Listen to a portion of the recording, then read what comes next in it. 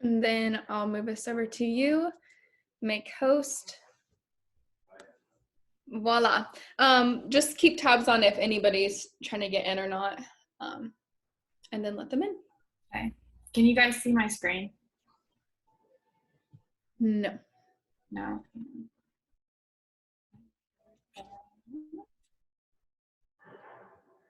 I'm gonna close my door.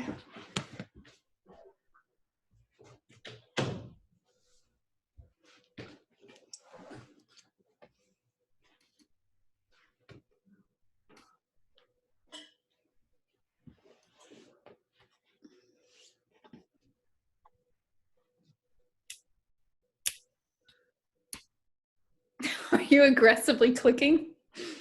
Yeah, my computer is, I'm trying to share my screen, but it's saying that I need to go and then readjust my,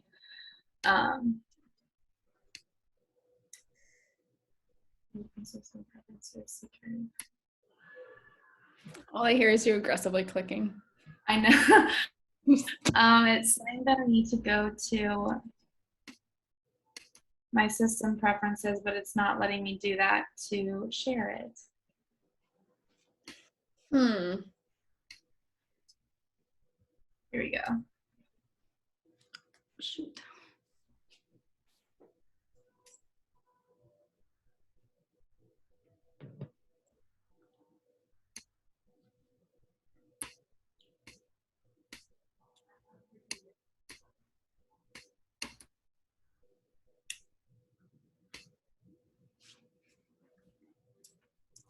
Okay, we're almost there. It should let me after this. Oops.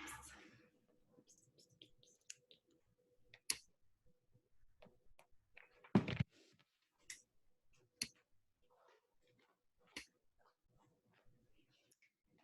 think Kenzie said she would hop in here, but might be late getting in here.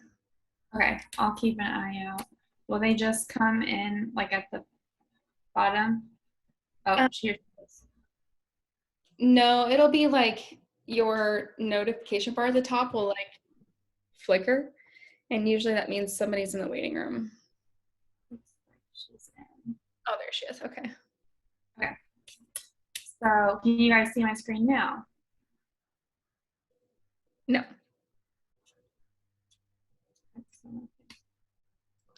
Excellent. Yeah, I think. Okay, fix it. Okay. Sorry about that, guys. But I don't know how many of you know me. I know I met Kenzie before, but my name's Morgan. I am a fitness coach like Caddy. I think, in fact, we kind of have similar backgrounds just through being an athlete, competitive, and then also having a job in healthcare. So I was previously a nurse in the neonatal intensive care unit, labor and delivery, and also had some mental health background. So like I love babies, but I actually left the babies because I decided that I loved moms more. And Western medicine kind of really opened my eyes to really the lack of guidance and direction women get postpartum specifically, you know, in terms of just overall postpartum care, but also in regards to exercise direction. And then I think, you know, in turn, moms even struggle more taking care of themselves after a baby. Trying to take care of a new family, I know, can be pretty overwhelming. So I, you know, left to kind of pursue my passion with fitness, give this specific niche of women a little bit more direction. And I know Caddy had kind of mentioned maybe speaking on boundaries and stuff tonight. So I did prepare just a little bit kind of related to boundaries and why it's so hard for new moms to put themselves first. But that being said, if any of you are listening and have any questions as I go through, or, you know, at the end, whether they're related to this or like purely fitness or whatever, like the floor is open. So please ask any questions if you have any. Don't worry about interrupting me at all. So the biggest postpartum pain points I see with women in general, and then just, you know, the specific women that I have worked with through being a fitness coach for them, especially initially, no matter the method of delivery, but especially when it does not go as planned, it can be really hard for them to continue to process that birth experience and then also in turn their new reality with a newborn. I think every mom can attest to the sleep deprivation, especially if you are breastfeeding, you are up like every 2 to 3 hours around the clock. And that's something I know husbands can't often really help with. So it is you getting up in the middle of the night, all of that. And then also missing your old life. And I feel like this is something that doesn't really get a lot of like light shed on it, but it is a completely normal feeling to, even though you love being a mom, to also miss who you were and to kind of mourn that. And I think a lot of moms also, in stepping into this new role, kind of, have a little bit of a loss of identity and, kind of forget that woman that they were, before baby. Body image can be very hard to accept for multiple reasons. Initially postpartum, hair loss is frustrating for a lot of women, just overall hormone imbalance. And then you just think of all the stressors and how it carries over into your marriage. And then the marriage strain, all the common and normal just kind of poses as another stressor. Lack of intimacy as a result of, maybe that resentment. And then just like recovering in general from birth. So pelvic pain, back pain, engorged breasts, bleeding nipples. There truly is just so many things you're dealing with, and it's normal, to feel touched out and really like your body doesn't belong to you anymore. I know that a lot of moms have specifically said that that's how, they feel. And then you want to touch on like baby blues. It's something that most women have, and it typically goes away within a couple of weeks, but some women have that for much longer. It's actually normal to have postpartum depression or anxiety up until a year postpartum, they consider. And it doesn't mean that you can't develop it at month 8 and seem totally fine up until that point. And I've seen, extreme cases where moms have had, kind of intrusive thoughts that they feel incredibly guilty for. It's not them, it's not like them, they don't want to have them. But again, it is kind of just part of that postpartum depression, anxiety, and, potential psychosis. And feeling alone, lack of support, trouble bonding with baby can be huge, especially with postpartum depression. And then again, there's just the mom guilt that goes around that too, because it's not that you don't want to bond with your baby. There's just everything is so out of whack. But mom guilt, assuming you're not dealing with any of those things, mom guilt is something that I see across the board. And kind of how does it manifest? Because I think it manifests, in a lot of different ways. But more often than not, it just women have a hard time, and moms especially have a hard time showing up for themselves and feeling guilty. I have moms tell me that they're like, I just can't be at the gym more than 20 minutes. Like I want to run home. I feel so bad. So kind of what this looks like, how it manifests. Oftentimes it's just kind of a result of just those higher levels of anxiety postpartum, feeling like you're not doing enough. I think comparison to others, especially other moms, is huge. I think women struggle with comparing themselves to other women in general, but moms do it too. Not only from like, am I doing this right for my kid? Am I being a good mom? But also I see it in pregnancy. If you're 20 weeks pregnant, you're comparing yourself to another girl who is 20 weeks pregnant, wondering like, am I too big, or am I popping out too much, or is my baby too small? So it's not only like a body image thing. It's you're like, you feel guilty where you're like, is my baby big enough? Am I feeding it okay? Like, is it going to be all right? And then I think, stepping into the role of a mother kind of has a really interesting way of bringing out like unhealed childhood wounds, whether again it is kind of from these perfectionistic tendencies, past traumas, OCD, or trying to overcompensate and maybe step up an aspect of your parenting that you didn't feel your parents did a good enough job with you. That is huge, a little bit deep, but something that I see a lot, and I know that a lot of people can relate to. But also just this feeling of guilt and anxiety often manifests as just like trouble making decisions, not trusting your gut, always seeking reassurance from other people that you're doing the right thing. And this kind of ties into lack of boundaries, but trying to please everyone. And, like I said, not being able to leave your kids for short spurts. And I've also heard things like, you're just so overwhelmed and exhausted that you don't want to deal with things. And so, maybe you set the kid in front of the TV and use the TV as a babysitter. And a lot of moms will feel bad that they so badly need that time to be with themselves and like for their own self-care, that they feel guilty for also, like using the TV as a babysitter or telling their kids that they don't want to play with them, which is an interesting topic I think we should talk about later, because I had read an article on that recently. But one way to tell, if you lack boundaries, because I think boundaries are kind of a slippery slope, right? And oftentimes when you lack boundaries, it just maybe you've never had them, or maybe, you kind of just start to lose them slowly over time that you don't even notice it. So, and a lot of times it doesn't become a problem until it like really feels like a problem and it's uncomfortable and you're overwhelmed and you're drained. So some ways to tell you lack boundaries. Oftentimes just life in general, or your relationships with people, whether that be your partner or friends, just feel significantly harder than they really have to be. You're feeling tired, burnt out for, a reason that maybe you can't pinpoint. Again, just kind of lacking overall confidence in your decision, wanting, direction from others, approval from others, struggling asking for help is a big one.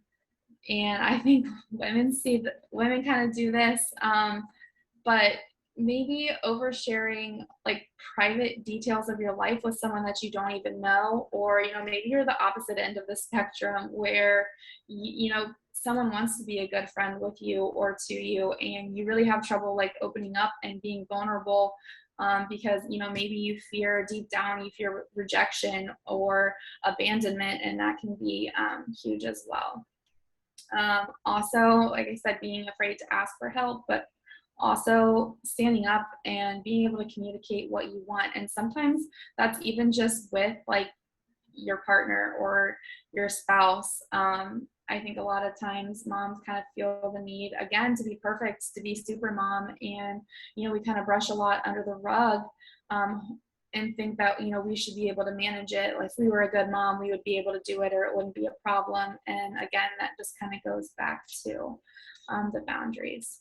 So when it kind of comes to like redefining your boundaries and resetting your standard of care for yourself, it's normal that when you start to kind of set boundaries and practice them, like you're going to feel mean. And, I kind of joke and I tell my moms that it's like, you're not mean, like you're just a bad bitch.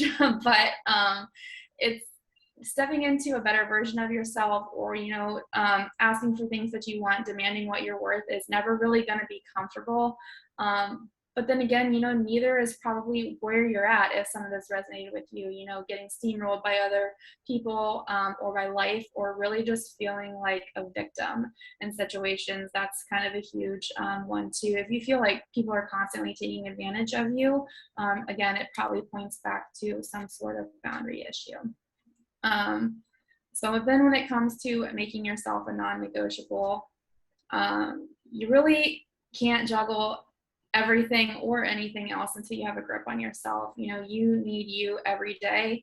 And I really challenge, moms and women to see that you taking care of your family, if that's a priority to you, then so is putting yourself first. Because ultimately, if you're not showing up in the best way for you, it's going to be really hard to show up for other people in the best way. It's totally a trickle effect. And I'm sure, you can relate to if someone in your life who is like overwhelmed, and, I think of how they show up when they can't take care of themselves, and they're probably not super enjoyable, to be around. They probably don't give you very many warm fuzzies. So, when it comes to juggling, self-care again, the biggest thing is like time. Moms feel like they don't have time to take care of themselves.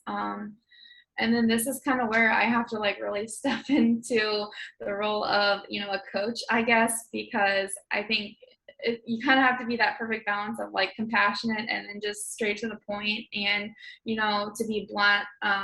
Like we always make time for what we value, right? If we value our health and fitness, like we're going to eat healthy and we're going to go to the gym.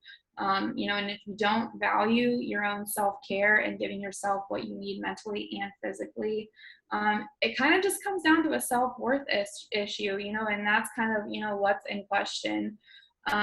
Because you can find the time, if you can find time to take care of other people, you do it all day long, like you can find time to take care of yourself too.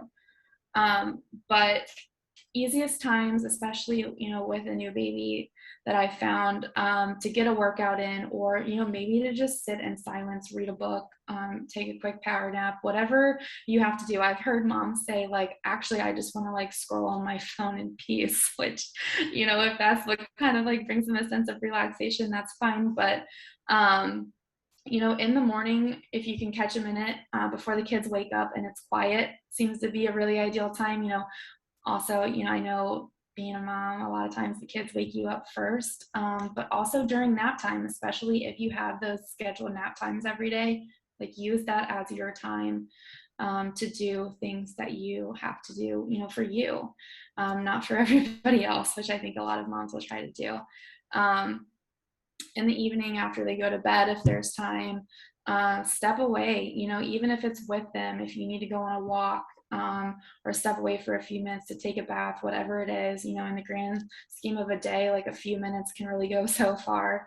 And then just again, back to boundaries, but not being afraid to ask for it and not being afraid to accept help. And then, why you should not feel guilty for doing these things. And you kind of have to think, like, kids learn by watching the fastest. And, you really have to ask yourself what you're showing them. And what you're showing them when you put yourself first is healthy habits that they're going to adapt, how to set boundaries for themselves.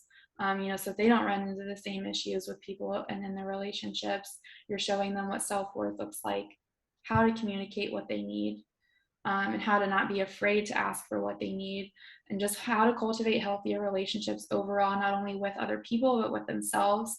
And then structure and consistency, right? Because if you're following a schedule for yourself, you have daily non-negotiables, they pick up on that, and they know eventually they will see and know, like, oh, that's mommy's time, like that's what she does.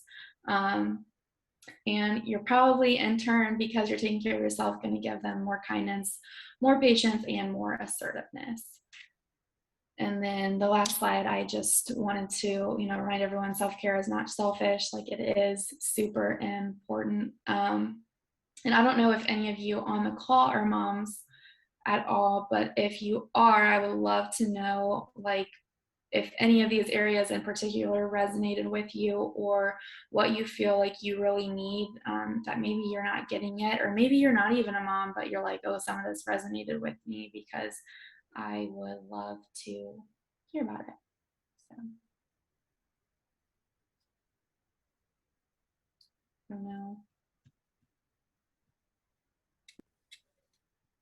I can go. My name's Samantha, and I've been with Katty for over a year now.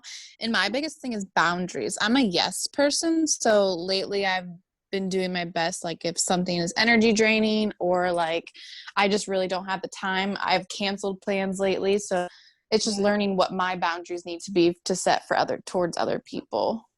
How did it feel canceling those plans? I felt very guilty. Like, in my mind, I was like, okay, if I do this, if I change things around, I can definitely still do do the thing I need to do. But then I was like, no, like, I'm stressing myself out more than just not. So then after canceling and getting past that, I was like, okay, I feel good. Like, it wasn't like I didn't stress over it. It relieved some stress. So it definitely helped to do it and to see what it felt like.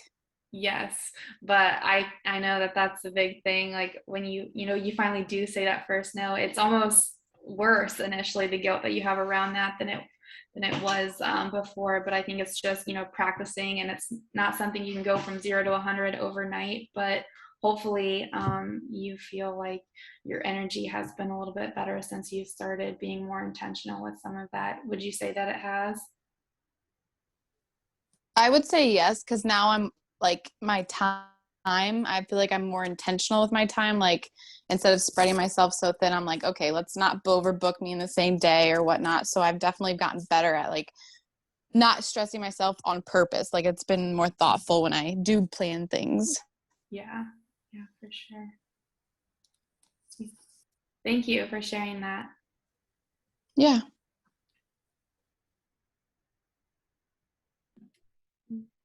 I was going to ask this question. What would you say are like the best steps for setting boundaries when you are a people pleaser? So, say you are in, Sam's position where she just wants to please everybody. And, what is your first like 3 steps you would give someone for that is true? I am a big believer in just getting to the root of the problem. So I would ask why. Like ask yourself why 3 times. Like, why do you want to people please? Well, okay, then you know that first why, you'll probably get something like, well, I want to make people happy. And then, you ask why again. And it's like, well, because I don't want people to be upset with me. And then you ask why again. It's like, well, why don't you want people to be upset with you? And it's usually just, you want people to like you. You want to be accepted. You don't want to be rejected. And that's like an inherent, like human, like emotional need. I think everyone has that and struggles with it.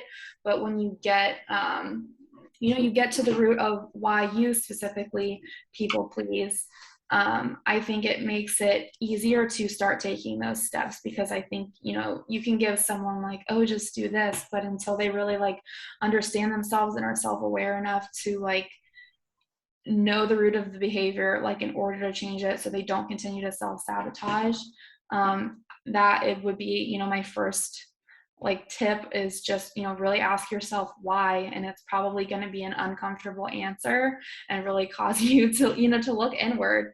But then when you kind of find your why, I think, kind of exposure therapy, not jumping into it all at once. A lot of times, I think, especially if you are a mom and you're a people pleaser, like you already have so much other stress and, a lot of times anxiety going on, that I think it's just a little bit each day goes a long way. So maybe it's,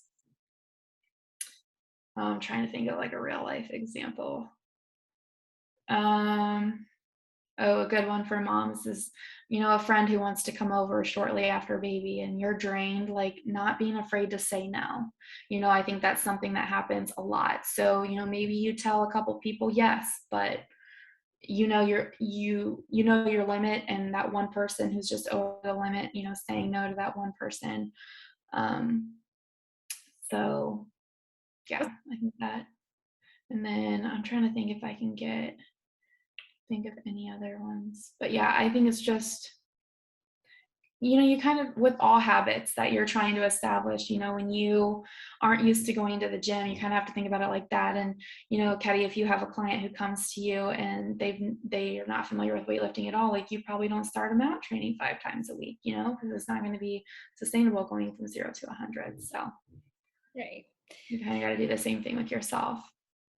I was going to say, for my moms that I know that have invested in working with me, it was probably one of their scariest purchases they've ever done, because I know, Jess, for example, she's one of my clients. She started with me last year, and she was like, I feel so guilty doing this for me when I could put this money into my kids' college, or, whatever it is, put it towards them or other people. And I'm like, okay, but when are you going to like put yourself first so that you can show up better for them? And, that stuck with her through this whole time. And when she did her testimonial for me, she was like, her husband, or her fiance at that time, he was on there, and she was asking him like, should I, re-up with this? Should I keep going with this? And he's like, you have been doing way more things with your kids than you ever have prior. Like, you used to sit on the couch and complain how tired you were, and now you're like playing with the kids. You wanted to go on vacation and wanted to go walk around and shop, when usually you go on vacation, you just want to sleep because you're trying to catch all your Z's because you're completely exhausted. He's like, you have had more energy to actually do things with the kids that is given more to them than it is taken away. And I think her seeing that perspective of like, wow, like I didn't realize that's what I've been like. And now I'm like a better mom because I'm having memories with them rather than sitting out because I'm so tired and I don't have any structure in my life to give back into myself. So I think it is a scary thing to put yourself first and feel very selfish for it and guilty. But you will see, like she talked about, you know, they're watching you and they're seeing how you take care of yourself. They're seeing what you say about yourself.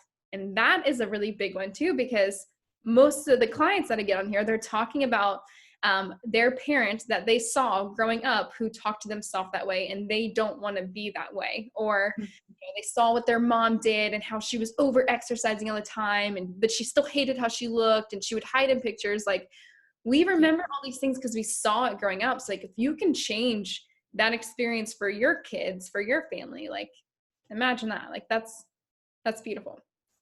Yeah, no, I definitely, you brought up so many good points there. One, just about it being the scariest time, you know, to really commit to putting yourself first and to invest in it. Because obviously there's a lot of expenses with a new baby, and I will say that that mom guilt and then that financial aspect is 100%. You know, most of the objections that I get from the moms too, and I understand that it's hard, but I think, you know, you hit the nail on the head with really asking, you know, well, if not now, when for you? Because more often than not, if you don't take the initiative to put yourself first, it kind of goes into a year of you, you know, brushing yourself under the rug. And again, that's kind of what you're showing them, what what you're teaching them, and they pick up on it. I've heard things just as much as like, you know, going on a family vacation and deleting the pictures because you didn't like how you looked in a bikini. I'm like, those are pictures with your kids, you know. And you know, if they see that, and kids do, like they remember, or you know, mommy, why'd you delete the picture? Well, mommy looks fat. Okay. Yeah. So now, like that's not. I think that's a very real thing a lot of women do, whether they're a mom or not. They're like, oh, you know, I don't like that picture of me. I don't like how I look in that picture. And it's even subtle, like little things like that, or you know, feeling so a little self-conscious and maybe an outfit that you have on and like pinching your stomach fat or body checking when you go in the mirror. Like they see it, you know, they see it. Especially because when you're a mom, you don't go to the bathroom alone anymore anyway.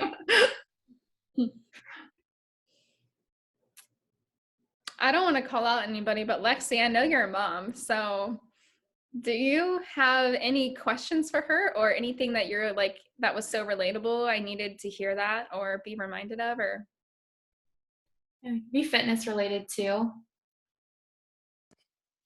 Yeah, so I have two kids. I have a 4.5-year-old and a 16-month-old.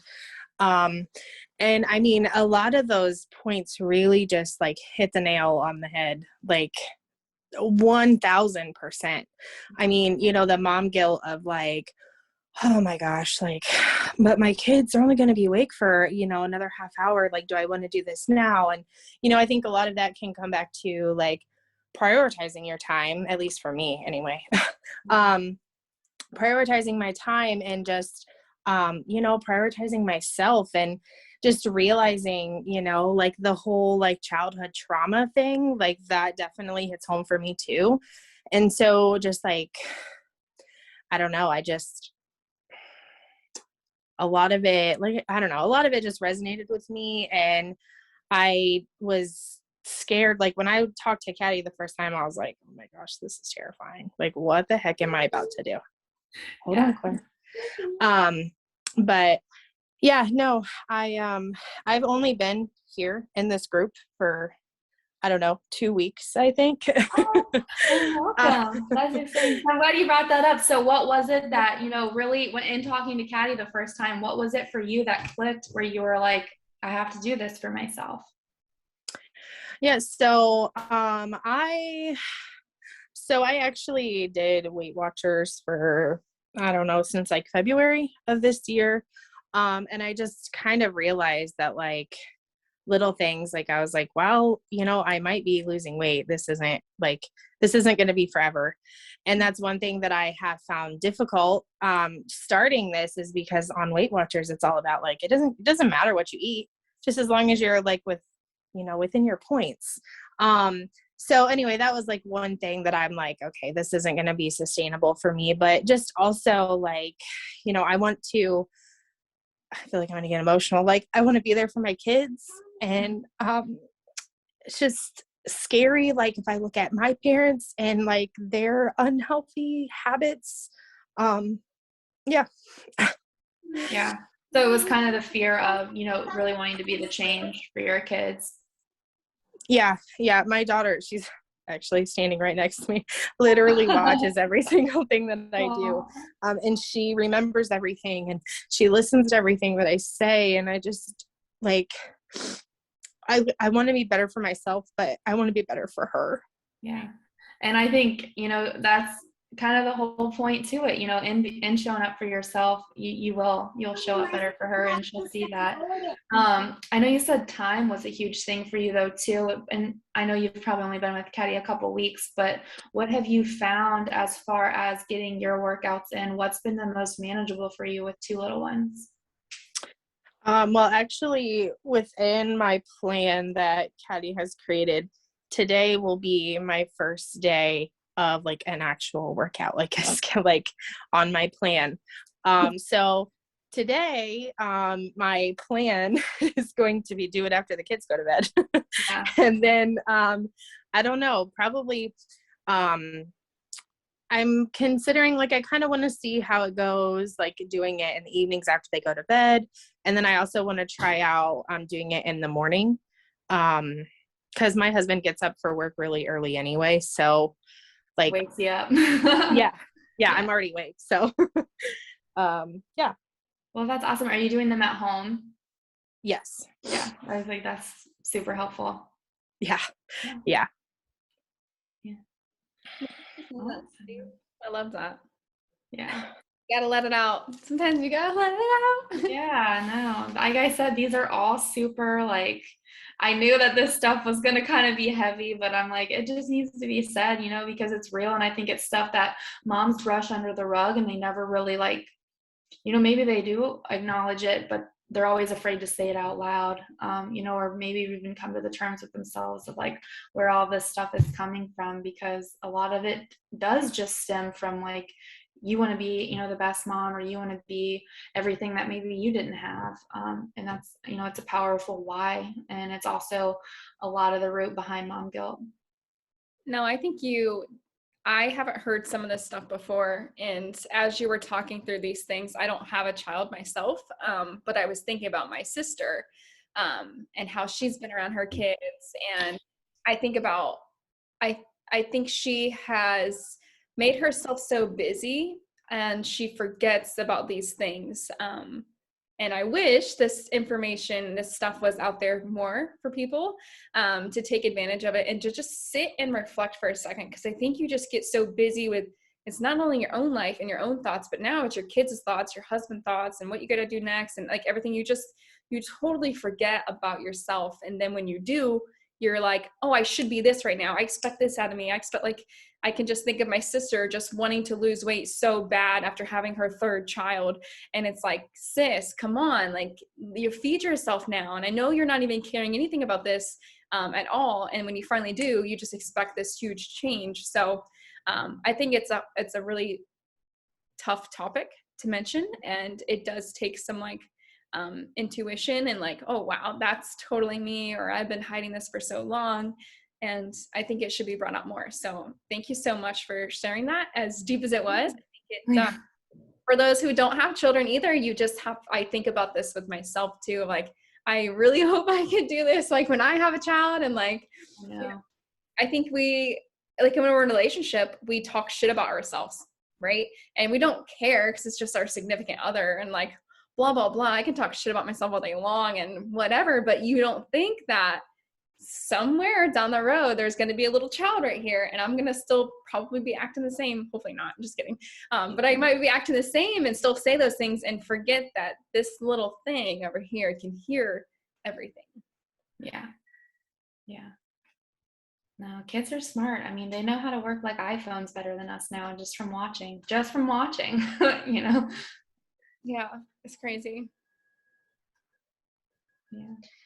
Caddy, going off of that, So I'm not a mom yet, but I am expecting. And I've just been a little bit more mindful about, I grew up with like just such a body complex, like terrible body image, eating disorder, like saw my aunts hiding in pictures, just I think it's a big family thing that I picked up on.